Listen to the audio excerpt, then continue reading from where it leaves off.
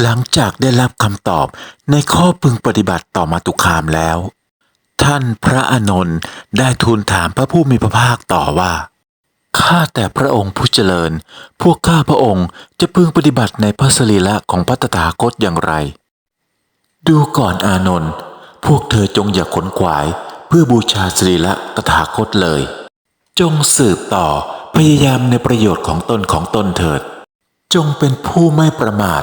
ในประโยชน์ของตนมีความเพียรมีตนอันส่งไปแล้วอยู่เถิดกษัตริย์ผู้เป็นบัณฑิตก็ดีพราหมณ์ผู้เป็นบัณฑิตก็ดีคฤหบดีผู้เป็นบัณฑิตก็ดีผู้เลื่อมใสยิ่งในตถาคตมีอยู่เขาทั้งหลายจะกระทำการบูชาสรีระตถาคต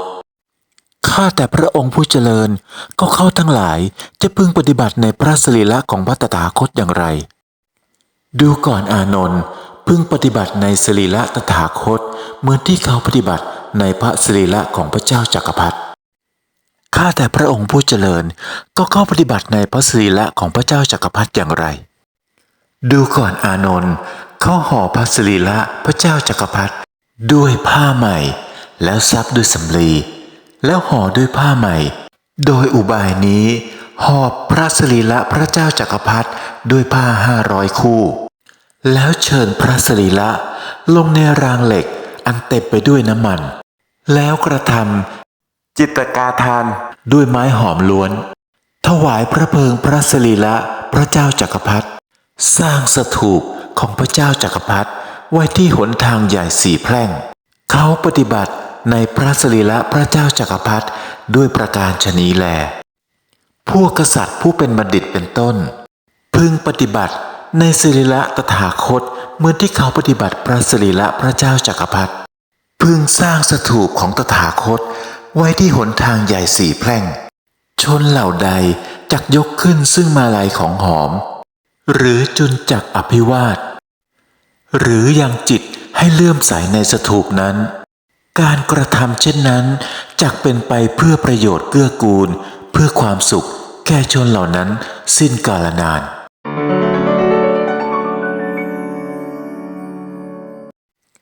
เราจะเห็นได้ว่า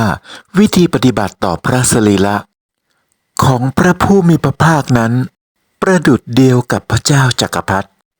ซึ่งถือว่าเป็นวิธีปฏิบัติในขั้นสูงสุดในการบูชาพระพุทธองค์การถวายพระเพลิงพระบรมศพนั้นไม่ได้เป็นดังเช่นที่ปรากฏในบทละครซึ่งลักษณะดังกล่าวไม่สมควรแก่พระเกียรติของพระพุทธองค์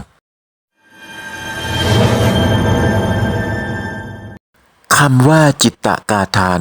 แปลว่าเชิงตะกอนเผาศพสำหรับเจ้านายการที่พระผู้มีพระภาคตรัสกับท่านพระอานนท์ถึงข้อพึงปฏิบัติในสรีระของพระพุทธองค์ประการแรกพึงปฏิบัติในสรีระของพระพุทธองค์เหมือนที่ปฏิบัติกับสรีระของพระเจ้าจักรพรรดิประการที่2การห่อพระสรีระกระทำเป็น3 ขั้นตอนคือเริ่มจากการห่อด้วยผ้าใหม่เป็นลำดับแรกเสร็จแล้วซับด้วยสำลีแล้วจึงห่อด้วยผ้า500 คู่โดยประการนี้จะไม่มีผู้ใดเห็นสรีระที่แท้จริงของพระพุทธองค์เพราะถูกปกปิดด้วยห่อผ้าซึ่งเป็นเช่นเดียวกับในปัจจุบันนี้สำหรับบุคคลสำคัญเมื่อล่วงลับแล้วจะไม่ปรากฏภาพถ่ายใดๆของผู้ล่วงลับออกสู่สาธารณะเพื่อไม่เป็นการละเมิดและเป็นการให้เกียรติแก่ผู้ล่วงลับและครอบครัวประการที่3การเชิญพระสรีระลงในรางเหล็กอันเต็มด้วยน้ำมันแล้วครอบด้วยรางเหล็กอื่นแล้วทำเชิงตะกอนด้วยไม้หอมตรงนี้ทำให้เราทราบว่าในสมัยพุทธกาลนั้นมีการใช้น้ำมันเป็นเชื้อเพลิงในการเผาแล้วนอกจากนี้ยังมีการครอบด้วยรางเหล็กอื่นอีกชั้นหนึ่งนั่นจึงทำให้มั่นใจได้ว่าจะไม่มีผู้ใดเห็นพระสรีระของพระพุทธองค์ในขณะที่ถวายพระเพลิง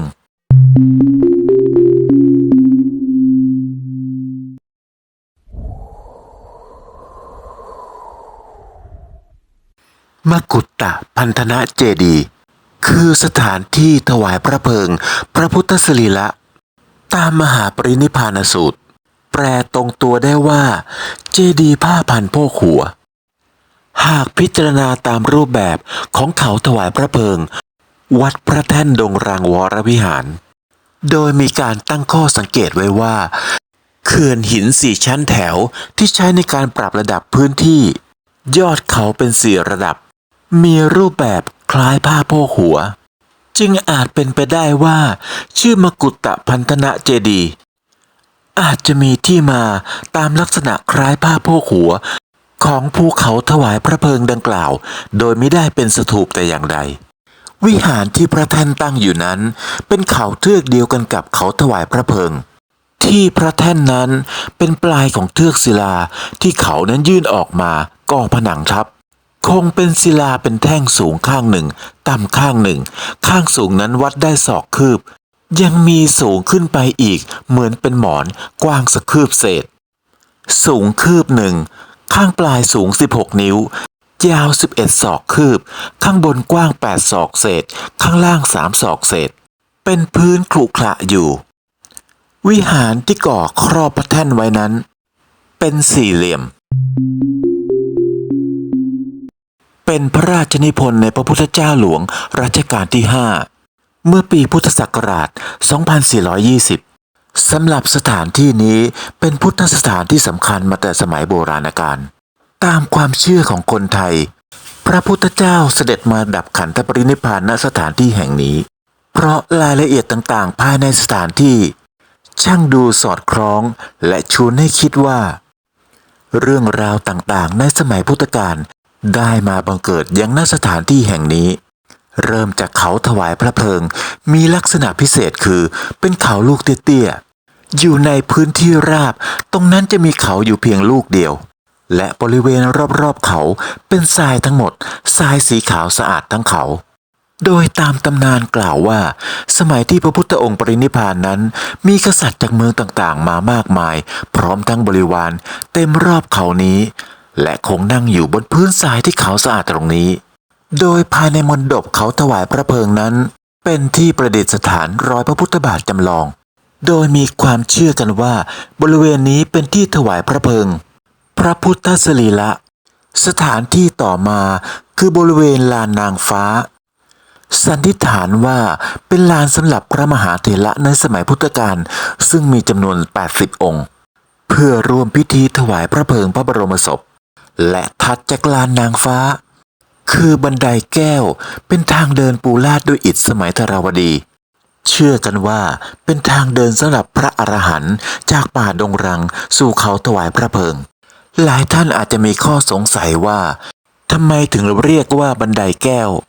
ทั้งที่บันไดนั้นทำจากหินนักวิชาการให้ข้อมูลว่าเนื่องจากพนักบันไดเตี้ยๆทั้งสองข้างนั้นถูกกลุขึ้นจากหินควอตซ์ที่มีคุณสมบัติเปล่งประกายเป็นแวววาวเมื่อต้องแสงดวงจันทร์หินควอตซ์เหล่านี้เป็นแร่ธาตุที่สำคัญและในสมัยโบราณถือว่าเป็นหินที่มีความศักดิ์สิทธิ์จึงถูกนำมาใช้สร้างเป็นหินตั้งบนเขาถวายพระเพลิงและเนินพระแท่นดงรังวัดพระแท่นดงรังเป็นพระอารามหลวงชั้นตรีชนิดวรวิหารตั้งอยู่ในเขตอำเภอท่ามะกาจังหวัดกาญจนบุรีในสมัยก่อนผู้คนเชื่อกันว่าพระแท่นที่ประดิษฐานอยู่ณที่วัดแห่งนี้เป็นพระแท่นที่พระพุทธเจ้าเสด็จดับขันธปรินิพพานต่อมาเมื่อความรู้และข้อเท็จจริงที่ระบุชัดเจนว่า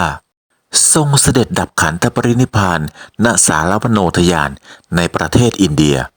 ลักษณะความเชื่อจึงเป็นการจำลองสถานที่ปรินิพพานไว้แทนไม่ปรากฏหลักฐานแน่ชัดว่าวัดพระแท่นดงรังก่อสร้างขึ้นเมื่อไหร่แต่มีการสันนิษฐานว่าก่อสร้างขึ้นในราวสมัยอยุธยาเนื่องจากมีหลักฐานพระพุทธบาทจำลองไม้สลักประดับมุกศิลปะช่างหลวงอยุธยาสมัยพระเจ้าบรมโกศปัจจุบันมีนักประวัติศาสตร์ให้ความเห็นว่าพระแท่นดงรังมาจากคติการบูชาหินขนาดใหญ่ของคนในสมัยโบราณต่อมาเมื่อพระพุทธศาสนาแผ่ขยายเข้ามาทำให้ความเชื่อนั้นปรับเปลี่ยนไปเป็นความเชื่อที่เกี่ยวกับพระพุทธศาสนาแทนเนื่องจากอิฐส่วนใหญ่ในโบราณสถาน พระแท่นดงรังมีขนาดใหญ่เท่ากับหรือใหญ่กว่าอิฐในสมัยธรวดีที่ปรากฏอยู่ในโบราณสถานหลายแห่ง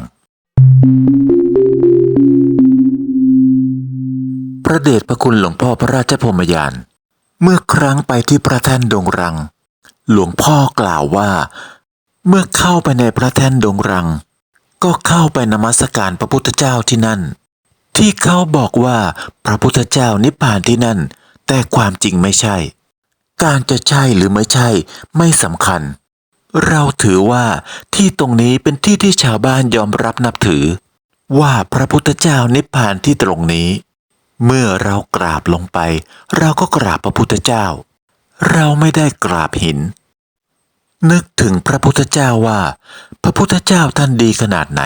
เป็นอัจฉริยะมนุษย์เป็นลูกกษัตริย์เป็นผู้เลิศในการบรรลุมรรคผลไม่มีบุคคลใดสามารถจะสู้ได้